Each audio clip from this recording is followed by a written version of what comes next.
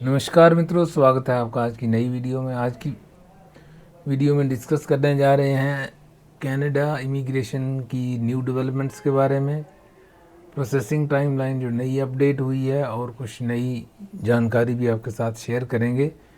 तो वीडियो में एंटर करने से पहले जिन्होंने चैनल को सब्सक्राइब नहीं किया, चैनल को सब्सक्राइब कर लें और बेल आइकन भी प्रेस कर दें और साथ ही साथ वीडियो को लाइक एंड शेयर भी कर दें, जिससे कि चैनल की ग्रोथ हो और लोगों तक भी रीच हो सके। तो आइए आगे बढ़ते हैं। प्रोसेसिंग टाइम की बात पहले कर लेते हैं। तो सबसे पहले कैटेगरी है विजिटर वीज़ा फ्रॉम इंडिया की अंडर टेम्परेरी रेजिडेंस। तो इसमें 18 डेज था पहला जो प्रोसेसिंग टाइम था, अब है 17 डेज। तो एक दिन का इसमें डिफरेंस जो है वो आया हुआ है, सिर्फ ऑलमोस्ट सेम ही है। नेक्स्ट है विजिटर वीज़ा इनसाइड कनाडा, इसमें 16 डेज है। इसमें एक दिन बढ़ गया, उसमें एक दिन कम हो गया, हिसाब बराबर। विजिटर एक्सटेंशन 130 डेज, तो ये भी सिमिलर ही है। 130 था पहले, उसके बाद अब फिर 130, तो सेम ही चल रहा है। Super visa from India 112,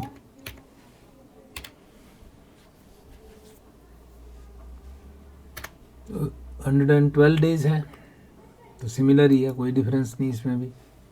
next study permit from India 8 weeks. इसमें ज़रूर कह सकते हैं कि 1 वीक का और इसमें डिफरेंस आया है, तो प्रोसेसिंग टाइम इसका डाउन हो रहा है, एक अच्छी बात है। और ये फ्रॉम इंडिया था। फ्रॉम इनसाइड कनाडा अगर बात करें तो 4 वीक्स, तो इस बार थोड़ा सा टाइम 1 वीक का यहाँ पे बढ़ गया है।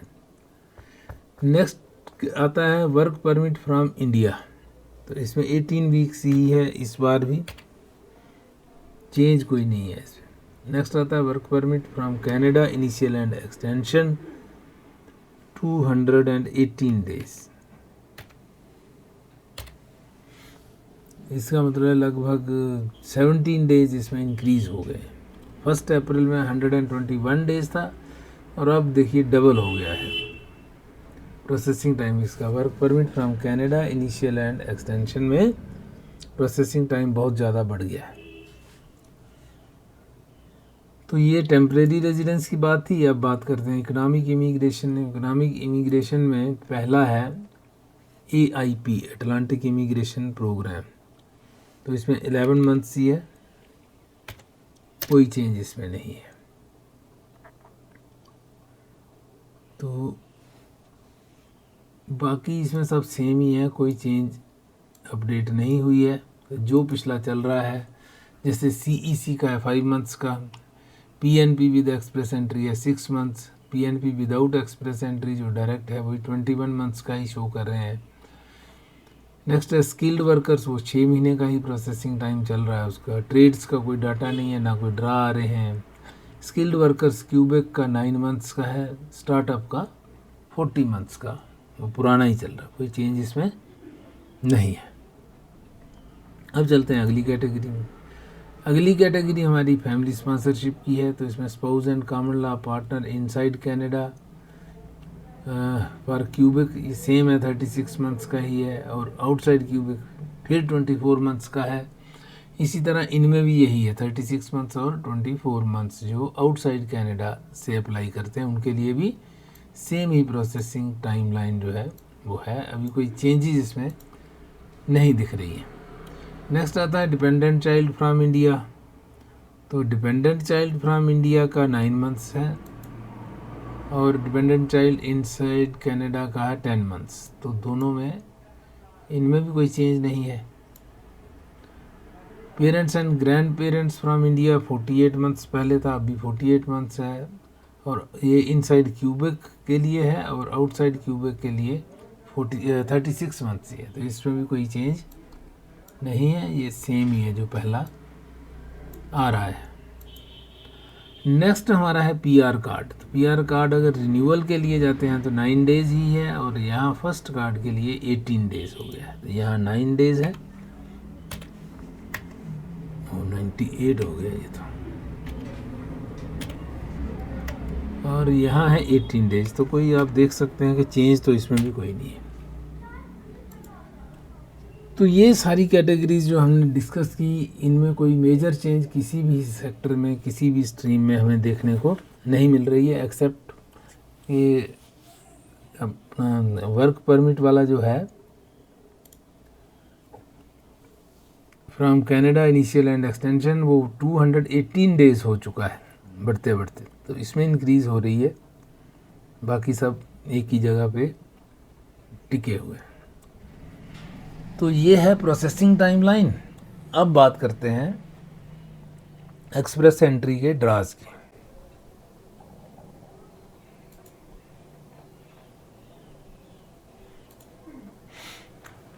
ड्राज की यहाँ तक बात करते हैं तो अभी तक कोई ड्रा नहीं आया। 13 अप्रैल को CRS पूल की स्टैंडिंग जो थी दिखाई थी इन्होंने, और 14 अप्रैल को एक ड्रा आया था, उसके बाद कोई ड्रा नहीं आया है, जिसमें कि 825 कैंडिडेट्स को इनवाइट किया था और 764 कट ऑफ स्कोर रहा था। PNP ड्रा ये आया था, उसके बाद कोई ड्रा नहीं है, कुछ नहीं है। तो अब देखते हैं नेक्स्ट मंडे तक ही एक्सपेक्ट कर सकते हैं कोई ड्रा इसमें आ जाए, तो लेट्स होप कि मंडे को ही ड्रा आता है। तो CRS पूल की हम एक आइडिया बनाते हैं, ड्रा का तो क्या एस्टिमेट अभी नहीं बनाएंगे। तो CRS पूल की अगर हम स्टैंडिंग की बात करें तो जैसे है 25 है ना आज, तो मंडे तक अगर हम देखेंगे तो उससे 27-8 कर लेते हैं, 28 तक, 28 अप्रैल को अगर ड्रा आता है तो इसमें हम यही मान के चलेंगे से 800 कैंडिडेट्स इसमें ऐड हो गए PNP के, या 800 भी नहीं करेंगे, थोड़ा कम करेंगे, 700 कर देते हैं। PNP के यहाँ 700 कैंडिडेट्स होंगे, तो अगर PNP ड्रा आएगा तो सारे के सारे पिकअप हो जाएंगे। बाकी बात करते हैं ये जो दूसरा अपना स्लैब है 501 to 600, मेन इम्पॉर्टेंट स्लैब हमारा यही है। यहाँ हमारे पास लगभग 20,000 कैंडिडेट थे से ऑन 14 अप्रैल जब ड्रा आया था, तो उसमें से निकला तो कोई नहीं है। तो 20,000 वो थे, तो अगर इसमें 2,000 और ऐड हो जाते हैं तो ये हो जाएगा 22,000, और इतने से तो उम्मीद है कि हो ही जाएंगे। उसके बाद 22 मतलब 21 समथिंग या 22,000 के आसपास। और फिर बात करते हैं 491 to 500, इसमें 12,093 थे, तो से इसमें 13,000 की एक्सपेक्टेशन कर लेते हैं। इसी तरह 481 to 490 है, 12,359, तो इसको भी 13,000 के रेंज में ही रखते हैं। और ये जैसा कि 16,000 पे चल रहा है तो 16,000 ही रखते हैं उसी के रेंज में, इसको भी 16 ही रखते हैं और इसको 15 पे ही रहने देते हैं, अप्रॉक्सीमेट एक कर रहे हैं। तो अब यहाँ बात करेंगे, यहाँ 700 तो अगर PNP ड्रा आएगा तो ये लोग निकल जाएंगे। उसके बाद बात आती है CEC ड्रा की। तो CEC ड्रा के लिए सिचुएशन जो है फिर वो फिर थोड़ी सी दिक्कत वाली होने वाली, क्योंकि नंबर ऑफ़ कैंडिडेट्स इंक्रीज़ होते जा रहे हैं और ड्रा आ नहीं रहे। तो वही जो पिछली बार भी बोला था कि एक बड़ा ड्रा ही इस सारी सिचुएशन को संभाल सकता है, क्योंकि जैसे जैसे डिले होता जाएगा यहाँ पे जो नंबर ऑफ़ कैंडिडेट्स है वो बढ़ते जाएंगे और सिचुएशन जो है कंपटीशन का लेवल भी बढ़ता जाएगा। तो यहाँ भी ये स्लैब्स में इनमें भी नेचुरली थोड़े थोड़े कैंडिडेट्स बढ़ेंगे, कुछ तो इनमें से ऊपर चले जाएंगे, कुछ नीचे से ऊपर भी तो आ जाएंगे, तो यहाँ भी थोड़े थोड़े बढ़ने की संभावना जो है बन जाती है। तो इस तरह से हम एक्सपेक्ट करते हैं कि 28 अप्रैल को ये रहेगा हमारा CRS पूल की सिचुएशन। अब डिपेंड करता है कितना बड़ा ड्रा आता है, कैसे आता है, तो उसके ऊपर एक वीडियो बीच में बनाएंगे, तो उस वीडियो में कैलकुलेट करने की कोशिश करेंगे कि किस डिफरेंट अब नए हिसाब से, जैसे यहाँ चेंज हो गया है तो नए हिसाब से क्या पॉसिबिलिटी है, कितना ड्रा है, तो 500 तक जाने के लिए कितने कैंडिडेट्स होने चाहिए, ये सब कैलकुलेशन एक बार फिर से कर लेंगे। तो ये सिचुएशन है। बाकी पीएनपी की अगर बात करें तो बीसीपीएनपी तो ओवर हो चुका है। जिन लोगों की एप्लीकेशन लगी हैं, हाँ, उनके ड्राज आएंगे, उनके जो है रिजल्ट्स जैसे ही आते हैं वो भी आपके साथ शेयर करेंगे।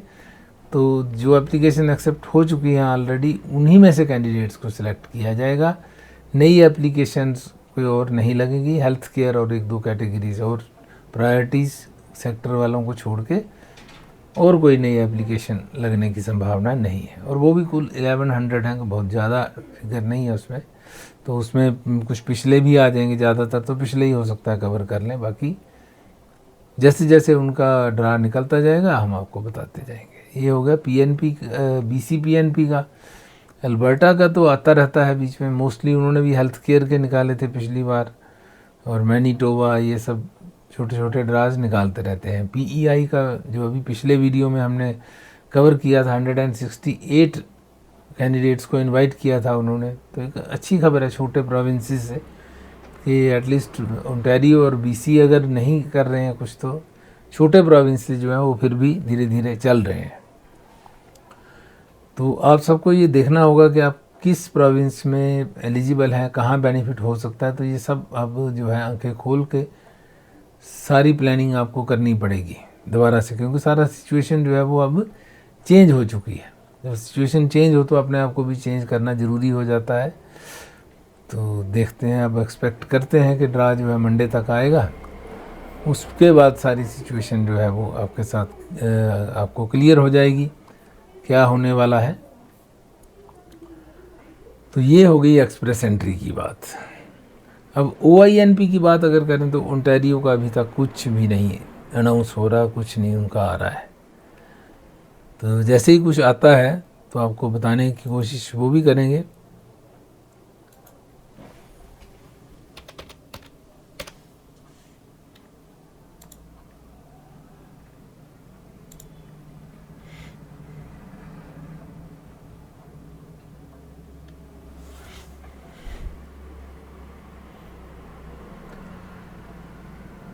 तो OINP की अभी डिटेल्स कुछ आ नहीं रही हैं। अब तो इलेक्शन के चक्कर में हो सकता है और डिले हो जाए, इलेक्शन के बाद कोई नई प्लानिंग चले या कैसे होगा। तो OINP भी अभी तक ठंडा ही पड़ा हुआ है कि अब आपको जब सीधे जो स्ट्रीम्स थी वो जब उनमें पॉसिबिलिटीज़ कम होती जा रही हैं, सारी BNP भी कम हो रहा है, फ्रेंच लैंग्वेज भी ऑलमोस्ट जितना इनका टारगेट है वो कर चुके हैं। अब सिर्फ 12,000 कैंडिडेट और लेने हैं। बट इवन देन, और फ्रेंच लैंग्वेज को क्वालिफाई करना भी कौन सा आसान है, उसमें भी टाइम लगता है। 6-8 महीने तो मिनिमम चाहिए प्रिपरेशन के लिए, तब जाके आप कहीं उसके टेस्ट जो है देने के लिए एलिजिबल हो जाओगे। तो फ्रेंच लैंग्वेज का अगर आपके पास स्किल है तो फिर तो बेस्ट है, उसका तो नंबर भी आ रहा है जल्दी जल्दी। तो एक तो वो बढ़िया है आपके लिए। बाकी और कैटेगरीज जो हैं उनका ड्रा बहुत कम आते हैं, मगर आपका अगर कोई स्किल है उनमें तो आप एप्लीकेशन तो लगा के ही रखिए, जैसे ही ड्रा आए तो आपका नंबर उसमें पड़ जाए। तो दूसरी सजेशन यही है कि अगर आपका डायरेक्ट वाली जो स्ट्रीम्स हैं, नॉर्मल वाली स्ट्रीम्स हैं, उसमें नहीं हो रहा है तो आपको कुछ ना कुछ स्किल इसमें ऐड ऑन करना चाहिए। बाकी जैसे मैं बीच में ऑस्ट्रेलिया का भी बता देता हूँ, तो ऑस्ट्रेलिया का भी कोई अगर स्कीम आपके लिए लगती हो तो आप उसमें भी कर सकते हैं। और अगर और ऑस्ट्रेलिया या किसी और कंट्री के बारे में भी जानकारी चाहिए तो वो शेयर कीजिए, कमेंट्स में लिखिए, ताकि उसके ऊपर भी आपको जो है एक डिटेल्ड वीडियो बना के प्रेजेंट कर सकें। क्योंकि कनाडा जो है वो ऑलमोस्ट अब सैचुरेशन पे पहुंच रहा है 2025 के लिए। हालांकि टारगेट अभी कुछ भी टच नहीं किया है इन्होंने, लेकिन पता नहीं क्या हो रहा है कि वो ठंडा ही पड़ा हुआ है काम। उम्मीद तो है कि होगा, आगे बढ़ेगा, लेकिन अब कब तक होता है ये कह नहीं सकते हैं। तो इन केस अगर आप क्वालिफाई, फिर कंपटीशन जितना डिले होगा कंपटीशन बढ़ जाएगा। और उसके बाद भी जॉब सिचुएशन जो है कनाडा के अंदर वो भी कुछ बहुत अच्छी नहीं है। तो आप अपना प्लान कर सकते हैं दूसरा कंट्री को भी, जैसे न्यूजीलैंड है, ऑस्ट्रेलिया है, यूरोप का कोई कंट्री अगर आपको समझ आता है तो आप उसके लिए यहाँ कमेंट्स में डाल दीजिए। उसके बारे में जो भी उसके स्कीम्स चल रही होंगी उसके बारे में आपको जानकारी दे देंगे। हालांकि मेनली हम कनाडा के ऊपर ही डिस्कस करते हैं, बट आज क्योंकि समय की ज़रूरत है कि दूसरे यूएस बंद हो गया, कनाडा भी ऑलमोस्ट बंद ही है। और यूरोप की आप ट्राई कर सकते हैं, ऑस्ट्रेलिया और न्यूजीलैंड की ट्राई कर सकते हैं। तो उनके ऊपर आपको जो भी जानकारी चाहिए उसके लिए आप लिखिए, तो हम आप कोशिश करेंगे उसके ऊपर आपको जानकारी देने की। तो आज की वीडियो यहीं तक रखते हैं, मिलते हैं आपसे अगली वीडियो में। तब तक के लिए नमस्कार। और कमेंट सेक्शन में ज़रूर आप पार्टिसिपेट कीजिए, क्योंकि वही एक चैट समझ लो, जो कैसे समझ के भी वही एक सोर्स रहता है जिसके थ्रू हम एक दूसरे से कांटेक्ट कर सकते हैं और डायरेक्ट कांटेक्ट हो सकता है। तो मिलते हैं अगली वीडियो में, तब तक के लिए नमस्कार। अब जिन्होंने चैनल को सब्सक्राइब नहीं किया वे सब्सक्राइब ज़रूर करें और बेल आइकन भी प्रेस कर दें। साथ ही साथ वीडियो को लाइक एंड शेयर भी कर दें, जिससे कि और लोगों तक भी चैनल की जानकारी पहुंच सके। तो thanks for watching, have a nice time, see you again in the next video.